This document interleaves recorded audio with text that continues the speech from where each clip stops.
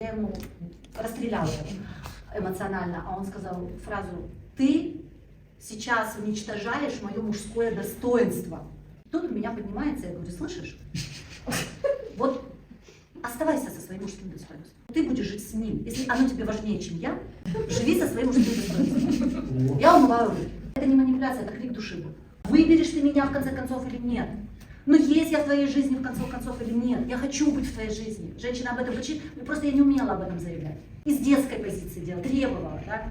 И самый главный подвиг моего мужчины пришел и сказал: знаешь, я выбираю тебя. Это была победа, которая мне потом дала силы переживать все кризисы. Потому что природа мужская, она созидает импульс. Женщина за. Женщина, пока не почувствовала себя нужной, любимой, у нее не появятся силы вложить в любовь, в быт, в дом, не появится. То есть мужчина инициирует женщину тем, что говорит: ты моя, я тебя выбираю.